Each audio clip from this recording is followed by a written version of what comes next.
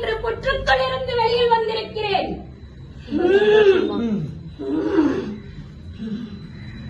ஏன் இத்தனை காலம் இவ்வளவு பெரிய தாயை வைத்துக் கொண்டு இன்னும் எனக்கு முன்னேறவில்லை என்று பலர் கேள்வி கேட்டுக் கொண்டிருக்கிறார்கள். ஆனாலும் இந்த தாய்க்கு வெளியில் வந்த நேரம் வந்துவிட்டது. முழுவதுமாக அனைத்து எல்லைகளையும் வீற்றிருக்கும் இந்த ஆதிசக்தி தாய் முழுமையாக இனி என்ன ஆட்டம் ஆட போகிறாள் என்று பாருங்கள்.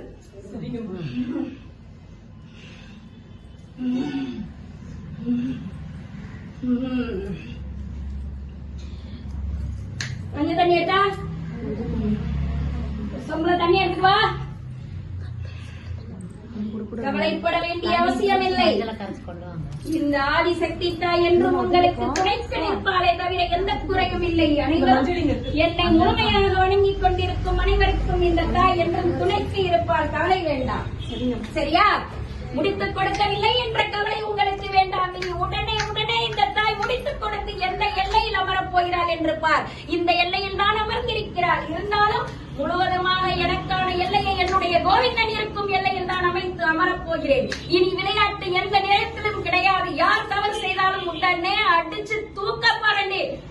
உங்களை யார் தவறுதலாக உங்களை கஷ்டப்படுத்தினாலும் அவர்களுக்கு இந்த ஆதிசக்தி தாய் பதிலடி கொடுக்க போகிறார்.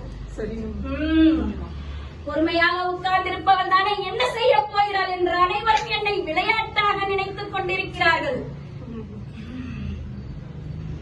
தாய் உக்கிரப்பட்டால் என்ன நடக்கும் இந்த உலகம் என்று இந்த உலகத்தில் இருப்பவர்கள் அனைவரும் அறிவார்கள். புராண கதைகளில் நடந்தது அன்று. இன்று ஆதிசக்தி தாய் விளையாடும் விளையாட்டை மட்டும் பாரு. சரியா?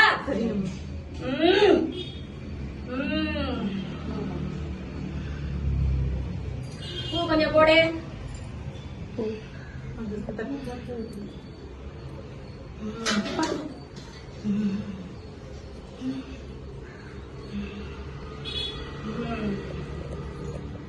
எல்லாரும் அது கொஞ்சம் ஊத்துங்க. ஆத்தா உத்தரத்துல உட்காந்துருக்கேன். கொஞ்சம் கொஞ்சமா ஊத்துமா. அம்மா முடியாது.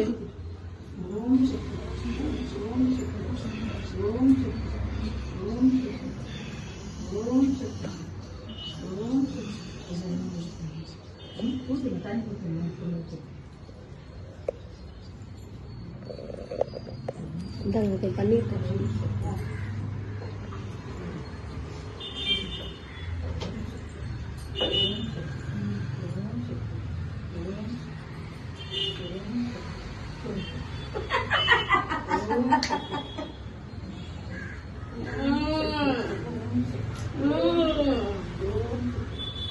தெய்வங்களை வணங்க முடியவில்லை என்ற கவலை உங்களுக்கு வேண்டாம். தெய்வமே உங்களுக்கு துணைக்கு வந்து கொண்டிருக்கிறது.